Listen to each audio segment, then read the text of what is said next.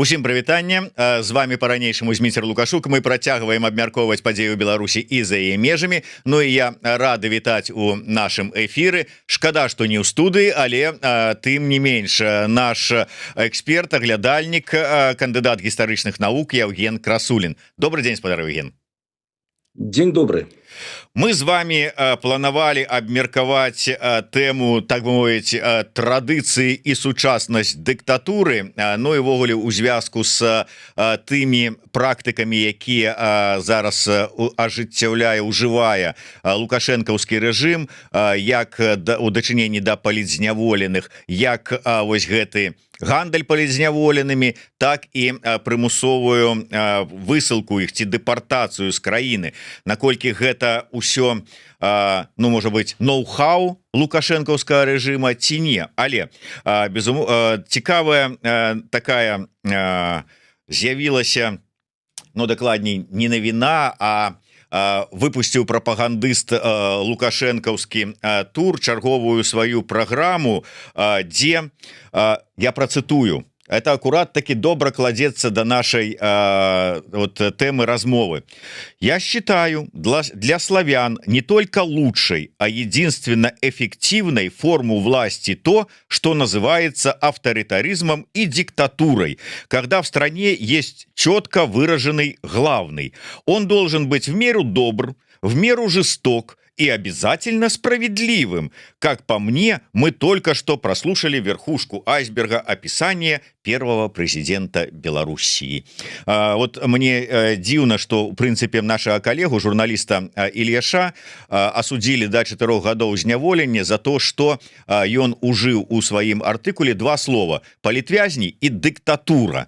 Так вот, гэтага человека за слово «диктатура» осудили за 4 годы, а за уживание слова «диктатура» і гаратура, я так разумею, што чарговую медальку на грудь павесіць, але да ўсё ж таки аўтадыктатуры і аўтарытарызма, а можа сапраўды у славян гэта вот как-то вот, ну, шлях такі, вот это іх ці не? Так, ну, конечно, тут прымусілі вы мяне зірнуць на гэту творчасць. Вось, і тут рэфлексіяў даволі шмат, но вось вы анансавалі нашы пляны, якія тэмы абмеркаваць. Я думаю, мы ўсё роўна ўсіх так ці іначай закранем, калі будзем разглядаць вось тое, што было агучана ў гэтай перадачцы. Дарэчы, я зірнуў на колькасць праглядаў, штосьці не ўразіла. Ну, добра. 4 мільярда будзе па выніку, як на гэтым ўсё ж таки не трэба непакоіць наших старэйшых братоў, бо яны могуць тут пакрыўдзіцца, што хтосьці там канкуруе з іхнім, як гэта завецца, інтэрбачанне. Ну, нешта такое, да, это трэба ў Кныровіча пытацца, ён глядзіць. Ну так, у спецыялістаў разбірацца ў гатунках розных рэчываў.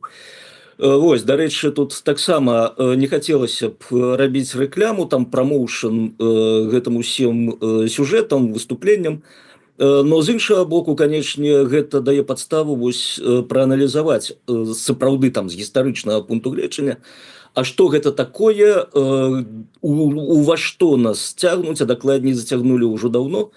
Вось, і тут, канечне, ёсць над чым паразважаць, на што паглядзець з досведу іншых народаў. І тут даволі цяжка, скажем так, вызначыцца, з чаго пачаць.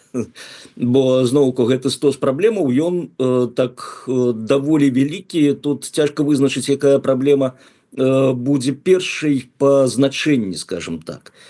Для нас, для нашай будучыні, для разумення ўвогуле, што мы перажываем і што мы будзем перажываць у далейшым. Так што тут трэба будзе так валюнтарыйскім метадам прызначыць, з чаго мы пачынаем. А, дарэчы, паколькі мы ў этэры з вами, там же прагучала і тэма нацыянальнай ідэі, так? Якая там нацыянальная ідэя для беларусаў была прыпісанай, абы не было вайны, так? Калі я не памыляюся. Ну, было такое, да. Ага, ці вы, падобна, неуважліва глядзелі? Не, шчыра скажу, да. Мне хапіла, што тоталітарызм это вот, як там у свой час Эйсман сказала, гэта наша Бренд. Бренд. О. Ага. Вось, ну і сапраўды, як вы тут заўважылі, якраз Ілішу за гэта і вынеслі вырак. І тут зноўку адразу для нас сігнал: не трэба шукаць логікі. У тым, што імі абвяшчаецца, у тым, што імі робіцца, логіка адсутнічае. Насамрэч, канешне, таксама не зусім слушна, бо логіка ёсць. Логіка ў захаванні таго, што яны пабудавалі. Наступнае пытанне: а што яны пабудавалі? Што вось хаваецца пад іхнім брэндам дыктатура і аўтарытарызм? Тое, што яны зноў, падобна, дарэчы, можа, некаторы час таму, пару тыдняў, былі заявы, што ды не, якая ў нас дыктатура, у нас ніякай дыктатуры. Ось, а ў рэчаіснасці, канешне, ну, зноўку тут я не думаю, што трэба даваць вызначэнне дыктатуры, што гэта такое, мяне і так абвінавачваюць у залішнім акадэмізме у маіх выступленнях. Вось, ну, канстатаваць можна гэты факт: дыктатура, бо ўсе прызнакі ў наяўнасці, і тое, што адзін чалавек вырашае, і тое, што няма ніякага падзелу ўлады. Вось той традыцыйны падзел улады, так, на галіны заканадаўчая, выканаўчая і судовая, няма гэтага падзелу. Усё гэта зводзіць, так, усе рычагі кіравання ў адны рукі і ў атачэнне гэтых адных рукаў. І гэта, як паказвае гістарычная практыка, адзін з самых неэфектыўных спосабаў кіравання грамадствам і краінай, дзяржавай. Бо зноўку, вось нават калі мы паглядзім, што няма канкурэнцыі, так, вось няма канкурэнцыі ідэяў. Ёсць адзін чалавек, у якога, ну, зноўку, мазгі правяралі, нічога не знайшлі. Нельга казаць, што там ёсць нейкія ідэі, бо сапраўды іх не надта заўважна. Вось за ўсе 30 з лішкам год вялікіх ідэяў не было. Ідэя была адна: захаваць уладу і, скажам, гэтую уладу памножыць. Вось усё было падпарадкавана ёй, і паколькі гэта ёй падпарадкавана, то усялякая палітычная канкурэнцыя знішчаецца, усялякая ідэалагічная канкурэнцыя знішчаецца. А гэта што значыць? Вось, я думаю, людзі у Беларусі, не толькі ў Беларусі, ўжо цудоўна ведаюць, што канкурэнцыя – гэта рэч карысная. Гэта тое, што прымушае развівацца, гэта тое, што прымушае шукаць больш эфектыўныя шляхі развіцця. І у выніку, калі няма гэтай канкурэнцыі, ўсё прыходзіць у заняпад. Вось можна гэта паглядзець там на прыкладзе спартсменаў, напрыклад. Няма моцнай канкурэнцыі, спартсмены не будуць паказваць высокіх вынікаў, яны будуць правальвацца ўвесь час. Бо няма вось гэтай матывацыі развівацца. І тым больш, калі гэта тычыцца палітычнай сферы, калі няма нейкіх канкурэнтных прапановаў, праграмаў, як куды ісці дзяржаве, куды ісці грамадству, гэта ўсё прыходзіць да той сітуацыі, да якой прыходзіць вось Беларусь цяпер, на жаль. І гэта зноўку правяраецца практыкай. Вось зноўку тое, што я ухватаў, мне таксама было цяжка сачыць вось за тым, што там было, там даволі доўга, 20 хвілінаў з чымсьці. Вось, но некаторыя моманты да мяне даляталі. Вось тое, што Беларусь там выцягнула шчаслівы білет, абраўшы ў 94-м Лукашэнку, і што магла бы быць катастрофа, катастрофы не атрымалася ў выніку. Калі мы паглядзім, тая сітуацыя, якая цяпер у Беларусі вакол, гэта суцэльная катастрофа. Бо такія страты, чалавечыя, пачнем з гэтага, так, якія панесла Беларусь, так, гэта не страты жыццяў, але гэта страты людзей, гэта страты інтэлектаў, гэта страты працоўных рукаў, гэта страты цэлых бізнесаў, нават цэлых галінаў бізнесу. І вось тое, што прыводзіць сам рэжым да неабходнасці запрашаць людзей з іншых краін, вось гэтыя прыславутыя 150 000 пакістанцаў, так, і пры гэтым я не думаю, што атрымаецца абмежавацца толькі гэтым. Вось гэта паказвае, власна кажучы, катастрафічнасць вынікаў дыктатарскага рэжыму. Адсутнасць канкурэнцыі, у першую чаргу адсутнасць палітычнай канкурэнцыі. Вось, і спроба там пабудаваць дзяржаву ў адпаведнасці з нейкімі мутнымі ўяўленнямі, якія прысутнічаюць у адной толькі галаве. Вось тое, што мы атрымалі. Плюс, зноўку, канешне, не аднаго Лукашэнкі заслуга, ні аднаго беларускага дыктатарскага рэжыму гэта заслуга. Но тым не менш тое, што фактычна вайна ўжо ў Беларусі.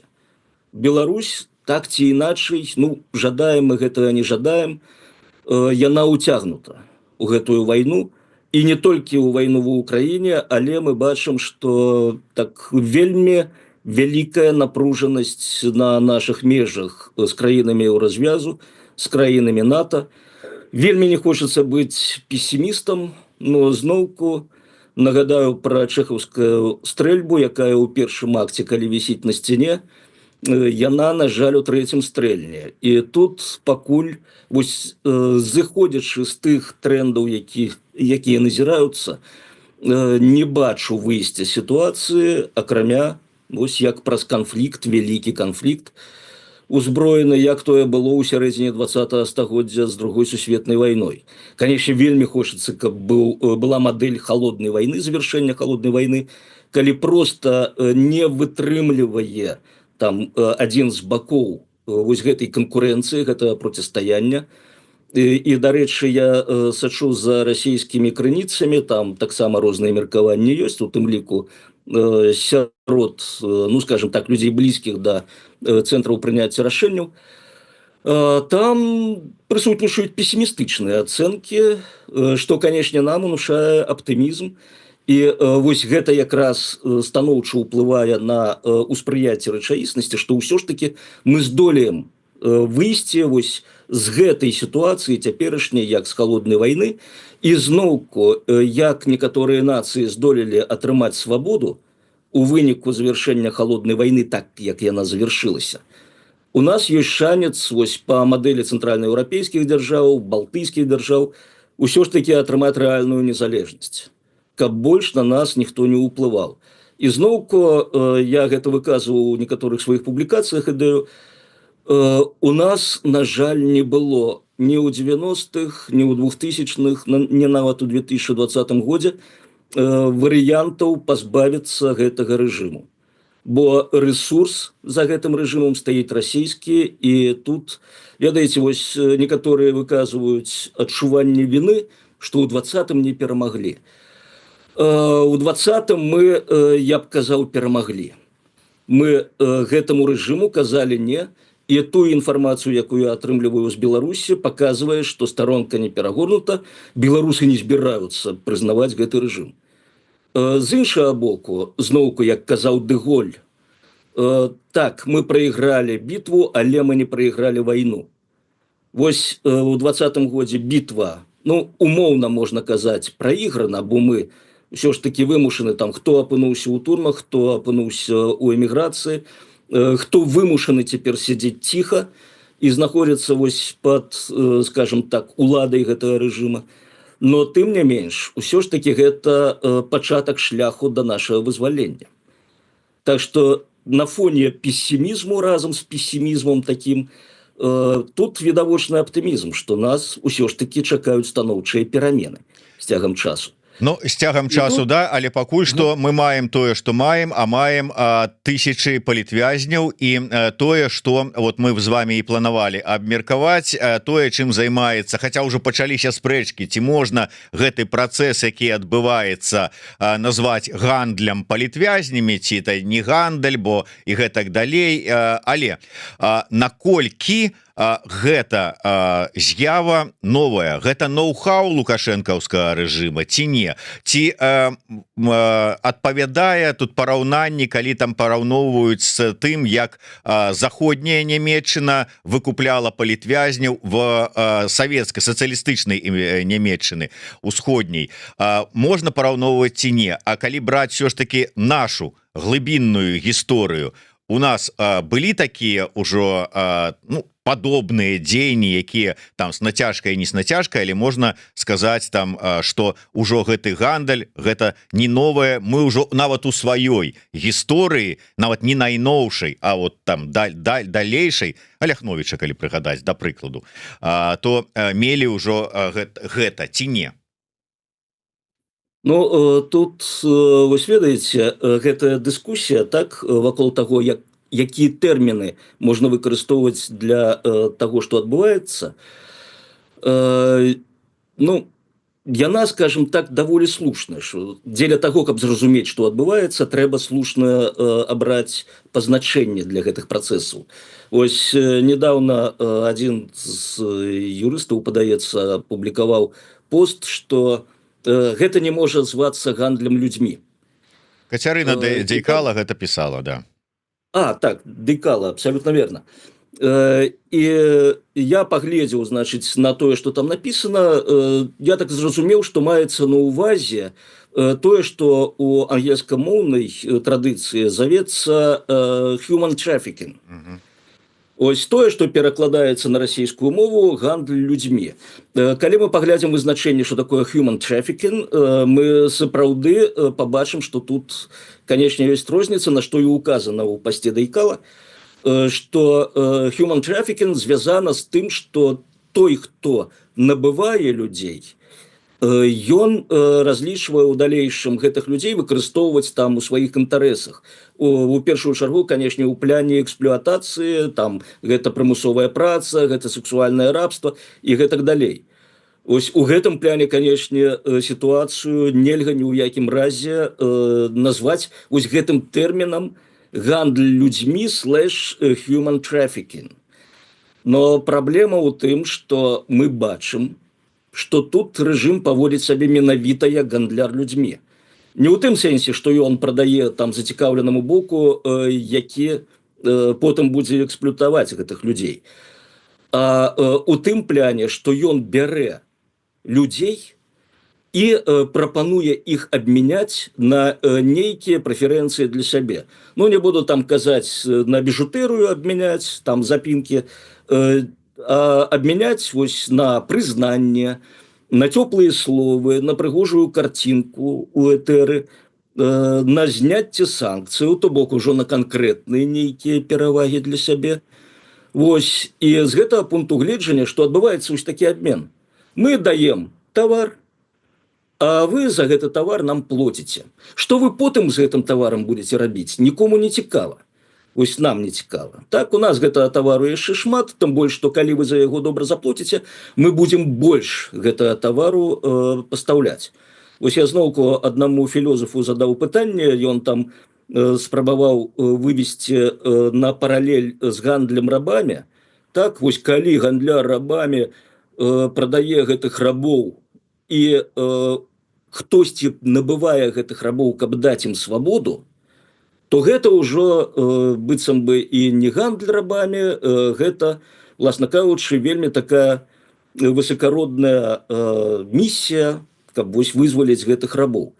Я тады задаў пытанне, ну вось уявіце сабе, бізнес у гандляра рабамі ідзе добра, за ягоны тавар добра плоцяць. Якая ягоная, скажем так, пазіцыя будзе ў далейшым? Канечне, павялічваць колькасць тавару і павялічваць цэны на гэты тавар. Ну, лягічна ж, так? Гэта любая тактыка і стратэгія паводзіна ў чалавека на рынку. І вось на гэтае пытанне, вось як ставіцца да гэтага, і як ацэньваць тое, што хтосьці прыходзя на гэты рынок, уступае у вось гэтыя, скажем так, адносіны абмену з гандляром рабамі і падштурхоўвае яго да таго, каб ён свой бізнес пашыраў, пакуль я адказу ад беларускага філёзафа на гэта не атрымаў. Думаю, што проста няма часу адказаць, такое бывае, я таксама затрымліваюся у сацыяльных сецівах з адказамі. Но тым не менш, мне падаецца, што вось тут паралель больш падобная. З іншага боку, вяртаемся да нашай праблемы тэрмінаў, так, як пазначым. Ну, нельга казаць, вось, скажем, калі возьмем юрыдычныя акты, там законы, вызначэнні з тэрміналогіяй, мы таксама можам знайсці моманты, што паводзіны лукашыцкага рэжыму ў дачыненні да беларускіх грамадзянаў, ну, не зусім адпавядае паняццю гандаль рабамі. Бо там можна сказаць, што не, ўсё ж такі беларускія грамадзяне, гэта людзі свабодныя, у прыняцці сваіх рашэнняў, хоць зноўку гэта супярэчыць как бы рэчаіснасці, но тым не менш. І у выніку мы прыйдзем вось праз адмаўленне такіх паняццяў, мы прыйдзем да таго, што ну такая прыгожая сітуацыя, З аднаго боку гэта праява нейкага там неймавернага гуманізму, так мы выпускаем, мы даем свабоду. З іншага боку гэта высакародная місія вызваліць гэтых людзей, і ў выніку так атрымліваецца ўсё прыгожа, нават невядома, а чым мы незадаволены у такой сітуацыі. А ў рэчаіснасці мы бачым, што адзін бок імкнецца выкарыстоўваць сваіх грамадзянаў як менавіта тавар, а іншы бок ён прапануе гэтаму прадаўцу усялякія ніштячкі. І ў выніку сітуацыя мае вельмі непрыемную перспектыву, што беларусы сапраўды пераўтворацца ў тавар, які будзе пастаянна прадавацца. І калі казаць пра аналогіі ў мінулым, ведаеце, тут даволі цяжка знайсці аналогіі, каб дзяржава так ставілася да сваіх грамадзянаў. Былі сітуацыі, яны і цяпер ёсць, калі дзяржава фактычна прадае сваіх грамадзянаў у рабства. Гэтым, напрыклад, па меркаванні некаторых займаецца Паўночная Карэя. Яна даволі шмат сваіх грамадзянаў пастаўляла таму ж Кітаю і пастаўляе, Расеі пастаўляе. А гэтыя грамадзяне знаходзяцца фактычна на стане рабства, хаця зноўку, калі там знойдзеш меркаванне гэтых самых паўночных карэйцаў, якія трапілі ў Расію, некаторыя з іх вельмі шчаслівы, кажуць, цудоўна. Мы вырваліся з таго, што ў нашай краіне. І зноўку заўважым, што у Паўночнай Карэі таксама дыктатура, якая па меркаванні гэтых лукашысцкіх ідэолагаў гэта проста манна нябёсная, якая свалілася, на шчасце, беларусам на галовы. І калі зноўку шукаць паралелі, тут даволі цяжка, я паўтаруся, знайсці ў гісторыі, каб дзяржава так нахабна прадавала сваіх людзей. Тут некалькі зноўку складнікаў. Паглядзіце, іх жа не проста набіраюць для абмену. Спачатку гэтыя людзі праходзяць усё гэтае пекла ў турмах. І потым, калі застаецца там ужо крыху, у асноўным ад тэрміну зняволення, тады іх адпраўляюць на гэты самы абмен. І яшчэ праважаюць знявагамі і усім падобным. Плюс пазбаўленне радзімы, плюс невядома, што з маёмасцю, плюс невядома, што з грамадствам. Адзіная аналогія, якая падобна, гэта тое, што адбываецца ў Нікарагуа. Там таксама палітвязняў сажаюць проста ў летакі, пазбавіўшы маёмасці, грамадзянства, і адпраўляюць у Злучаныя Штаты Амерыкі ў тым выпадку. І а наўзамен што? Тут ўсё ж таки, спадар Яўген, узнікае пытанне. Я тут, задаючы гэтае пытанне, узгадаў, такі, умоўна кажучы, гандаль, не гандаль, абмен Францішка Алехновіча на Браніслава Тарашкевіча. Але да гэтага яшчэ абмену шлі вялікія абмены паміж СССР і Польшчай. Там, да прыкладу, ў 23-м годзе СССР аддаў Польшчы 617 вязняў, а ўзамен атрымаў 317. І такія абмены ішлі до 32-го года. Але тут мы гаворым, і гэта мы не раз такое чулі, калі абмен адных вязняў, адных людзей на другіх людзей, адных ж там шпіёнаў на другіх шпіёнаў. А тут мы маем абмен людзей на нейкі функцыянал, на нейкі дабрабыт, на зняццё санкцый, на запінкі, на пацалункі. То есть наколькі гэта ёсць прыклады яшчэ такога у гісторыі, калі людзей выменьвалі на нейкія дабрабыты, грошы ці яшчэ што? Былі, зноўку, у нашай гісторыі былі, толькі гэта хутчэй адмоўныя прыклады, калі так палітвязняў выпускалі за зняццё тых жа санкцыяў, так? Гэта наша навейшая гісторыя, ўсё адно, пры Лукашэнку. 15-й год, на пачатку 16-го... так я і кажу, гэта такое ноу-хау лукашэнкаўскае, ці ўсё ж такі дзе-то там раней таксама гэта было, а ён проста ўзяў на ўзбраенне? Вы прыводзілі ўжо, прыгадывалі гэтую сітуацыю паміж ГДР і ФРГ, калі палітвязняў абменьвалі, першы абмен у 60-х гадах адбыўся на 3 вагоны угнаенняў гэтых палітвязняў. Потым былі і грошы ў абмен на палітвязняў, былі і скажем так, товары побытовые, там, кававаркі і ды іншае. Сэнс гэтых абменаў быў у тым, што заходненямецкі бок даваў людзям свабоду, ну, а усходненямецкі бок атрымліваў вось такія, ну, некаторыя, скажем так, тавары, якіх не было на сацыялістычнай тэрыторыі. Насамрэч, тыя, хто вызваляўся у абмен, яны далёка не заўжды атрымлівалі свабоду, да і тое, тут была зноўку альтэрнатыва. Ты выходзіш на свабоду і выязджаеш, ці ты застаешься ў турме, як і ў нашай сітуацыі. Праўда, былі і іншыя сітуацыі ў гэтым абмене. Людзей выпускалі, але не паведамлялі, што яны могуць выехаць. Бо ўсё ж такі не ўсе імкнуліся застацца ў сацыялістычным вырае, шмат хто хацеў з'ехаць. І вось тыя, хто заставаўся, яны потым маглі трапляць і траплялі часцяком зноў за краты і зноў рабіліся вось гэтым самым аб'ектам абмену. Прычым вельмі добра бачна, калі пачаўся гэты абмен на такім ужо, ну скажем, трывалым узроўні, усходняя Нямецчына, ГДР, вельмі моцна узмацніла вось гэтую адказнасць, скажем так, за незгоду з палітыкай партыі. І у выніку з пачатку 70-х гадоў нямецкія ўсходнія турмы пачалі набівацца народам. Па пасведчаннях тых, хто там быў, у значнай ступені пагоршылася сітуацыя ў турмах, павялічылася колькасць зняволеных, камеры былі перапоўнены. І гэта зноўку, гэта інфармацыя трапляла на захад і как бы стымулявала той бок, каб ён больш плаціў за гэта. Такім чынам, вось на гэтым прыкладзе добра бачна, што высакародная спроба даць людзям свабоду прывяла толькі да пагаршэння сітуацыі. Потым, заўважым, канечне, рэжым не ішоў ні на якія там палітычныя заступкі, усходненямецкі рэжым у абмен на гэтых зняволеных. Ён праіснаваў вось да таго моманту, калі з-пад яго вылецела падпорка ў выглядзе Савецкага Саюзу, і тады зноўку вось тое, што ўнушае нам оптымізм. Не трэба было выкарыстоўваць ніякага гвалту, ніякай сілы там, не трэба было ўводзіць там атрады казакаў у ўсходнюю Нямецчыну, каб звернуць рэжым Хонекера, ён сам разваліўся. Як, уласна кажучы, і ўсе астатнія рэжымы сацыялістычнага лягеру.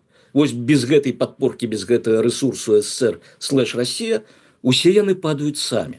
Таму зноўку нам на зацемку, нам не абавязкова і зусім не трэба разлічваць выключна на гвалт.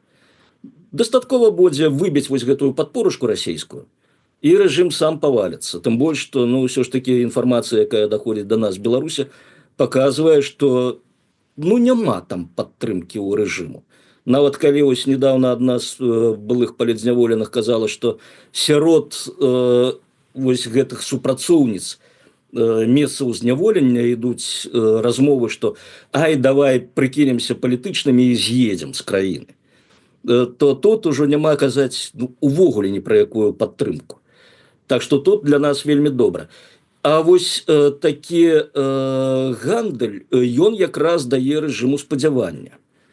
Спадзявання на легітымізацыю, спадзявання на нейкія эканамічныя ўсё ж такі палёгкі. І гэта так, ўсё ж такі, хочам не хочам, аддаляе нас ад галоўнай мэты, гэта дэмакратызацыя Беларусі, вызваленне ўсіх. Калі ўсе будуць свабодныя і свабодныя безумоўна, бо зноўку дэпартацыя гэта не свабода. Калі пачытаеце рымскі статут, дзе пералічаны злачынствы супраць чалавецтва, дэпартацыя там прысутнічае. Спадар Евген, вот вы кажаце пра вось гэтую добра налажаную машыну гандля людзьмі палітвізняволены наўзамен там на што б там не было, але часам здараецца так, што добра налажаная машына вось працуе, ты, здаецца, будзеш там толькі профіт атрымліваць ад яе працы, ўсё, потым раз нейкі каменьчык трапляе недзе там у шесцяроначкі, бах, і ўся машына паляцела, ўся праца спынілася. І я зараз, так вобразна троху кажу пра учынак Статкевіча. Ён можа стаць такім каменьчыкам? Гэта не проста каменьчык, гэта, уласна кажучы, нам усім дэманстрацыя, ілюстрацыя, што нават у той сітуацыі, якая склалася цяпер, процістаяць рэжыму можна. Зараз жа што адбываецца? Вось у тым ліку тыя, хто выступае адвакатамі вось гэта абмену людзьмі, калі мне падабаецца слова гандаль, но зноўку паўторымся, гэта не абмен людзьмі, гэта абмен людзей на нейкія, скажем так, ніштякі. Вось мы прызвычайваемся да вось гэтай вывучанай бездапаможнасці. Нам кажуць, усё, мы нічога не можам зрабіць. А што мы можам зрабіць? Адны закатаны ў асфальт, другія сядзяць, трэція выкінуты за мяжу. Вось, калі ласка. Адзін чалавек выйшаў з аўтобусу, і ўся гэтая вывучаная бездапаможнасць, яна, уласна кажучы, прадэманстравала сваю неістотнасць. Што ёсць усё ж такі магчымасць неяк супраць гэтага пратэставаць, змагацца з гэтым, і змагацца вельмі эфектыўна, ламаць вось гэтую гульню. Так? Вось былі, канешне, калісьці ідэі, што вось калі ўся міграцыя выйдзе на межы Беларусі і пойдзе абратно, што будзе? Так? Там нават калі не ўся, ну хаця б 500 тысячаў чалавек. Канешне, такія вельмі гіпатэтычныя разважанні, але гэта паказвае, што патэнцыял ёсць і ёсць магчымасць. Галоўнае тут, канечне, воля. Не ад усіх людзей мы можам чакаць. І нават ад нас з вами, я думаю, мы, скажем так, ну, падумаем наконт паўтарэння ўчынку спадара Статкевіча. Ось учынак, канечне, ён цудоўна дэманструе магчымасці людзей. Магчымасці процістаяць вось нават у той сітуацыі, калі падаецца процістаяць, ну, няма ніякіх шансаў. Так што тут вось бывае, што падумаеш шырэй над сітуацыяй, выйдзеш вось зададзеныя табе навязаныя рамкі ўспрыяцця гэтай сітуацыі, аказваецца, што сродкі ёсць.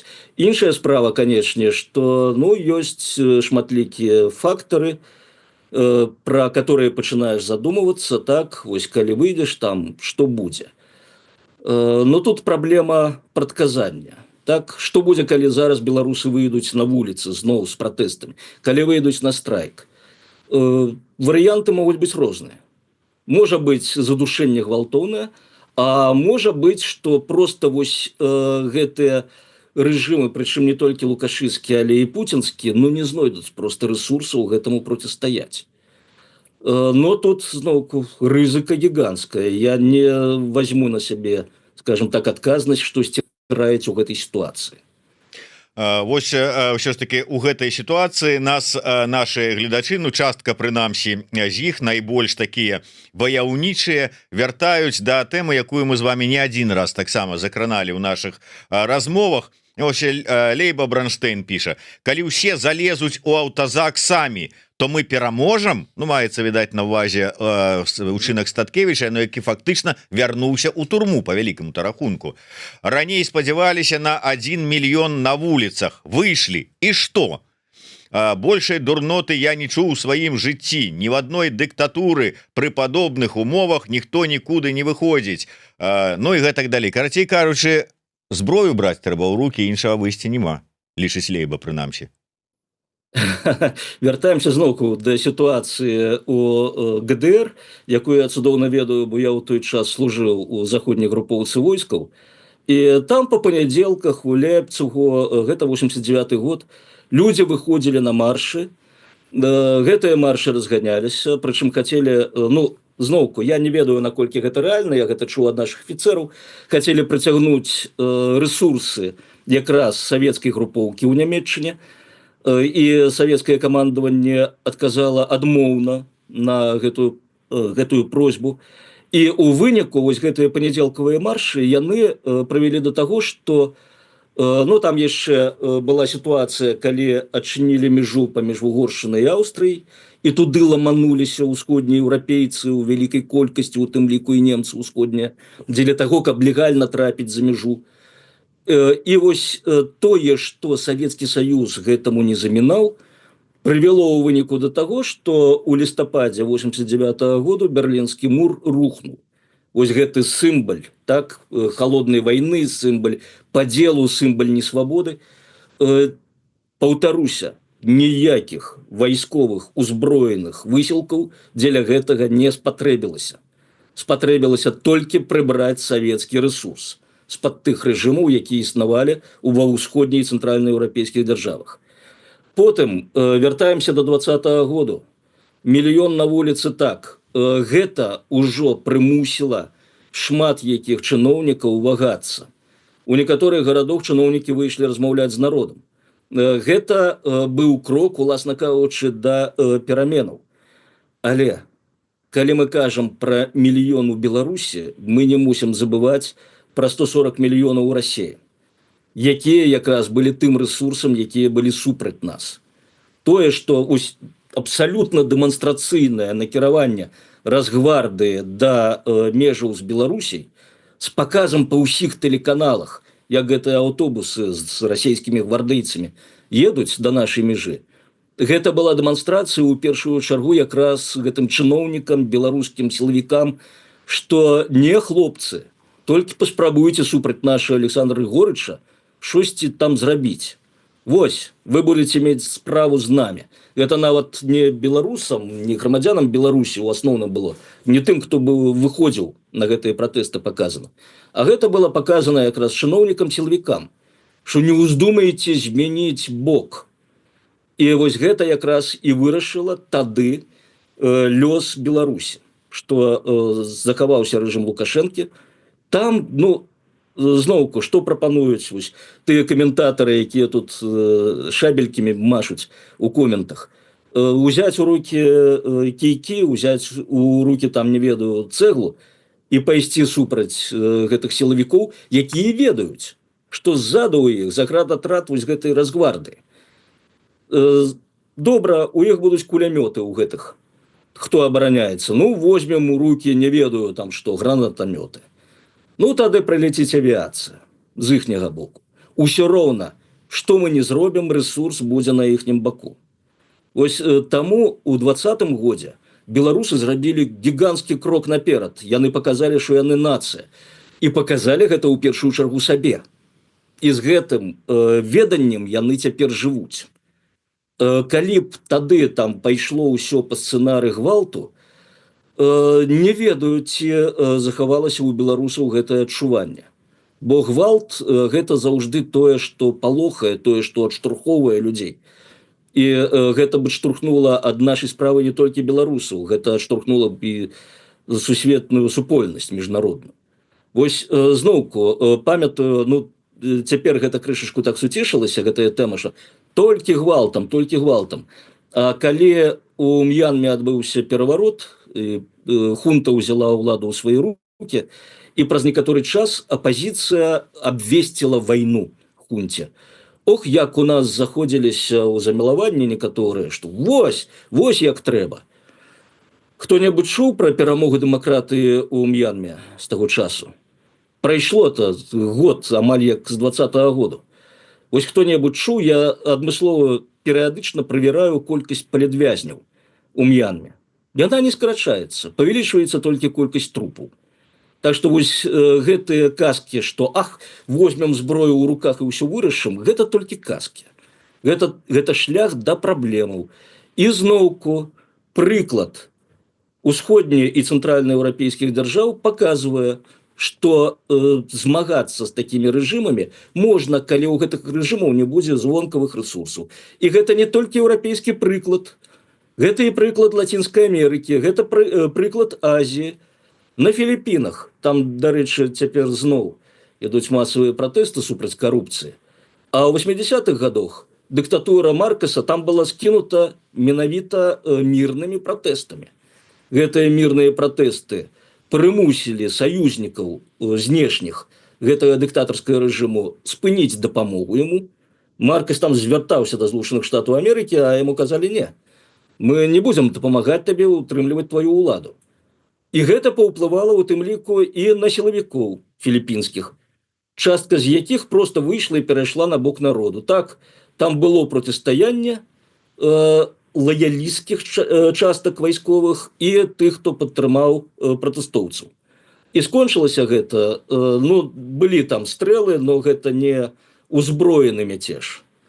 Скончылася гэта перамогай пратэстоўцаў, якія зноўку мільёнамі выйшлі на вуліцы на мірныя пратэсты. Тое ж самае з падзеннем рэжыма Піначэта. Ну і тут зноўку можна вялікі спіс прывесці, калі дыктатарскія рэжымы, якія засталіся сам-насам са сваімі грамадствамі, незадаволенымі гэтымі рэжымамі, просто не маглі існаваць. І ці накіроўваліся ў турму, ці сядалі ў летак і самі адпраўляліся ў эміграцыю. Ой, цікава вас слухаць, але, на жаль, спадар Яўген, трэба завяршаць нашу размову. Чакае наступная спікерка Роза Турарбекова з выхада ў нас у эфір. Я спадзяюся, што мы працягнем гэтую тэму. Ну і ўвогуле тэм у нас заўсёды вельмі хапае для абмеркавання і для гістарычных паралеляў, бо оказывается, мы-то тут думалі, што можа быць штосьці новае пад гэтым месяцам здараецца. Выбачаюся, тут я крышачку вас перапыню, мы ж не давялі да лагічнага завяршэння. Вось гэтае разважанне, што тое, што ў Беларусі, ну, гэта, скажем так, выбіваецца з агульнага шэрагу.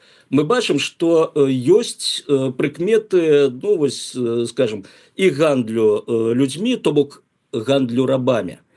Ёсць штосьці новае, бо зноўку, ну, не было такога, каб дзяржава сваіх грамадзянаў вось так выдавала за нейкія, скажем так, прэферэнцыі сабе, і каб дзяржава сама набірала вось гэтых закладнікаў. То бок тут уже паралелі не з гандлем рабамі, а паралелі з тэрарыстамі, якія захопліваюць закладнікаў. І вось тут якраз праца для юрыстаў. Не казаць, што гэта не гандль людзьмі. Все, не гандль людзьмі, расходзімся, цудоўна. Не, задача тут якраз даць вызначэнне. А з чым мы маем справу, як да гэтага ставіцца і што гэтаму проціпастаўляць.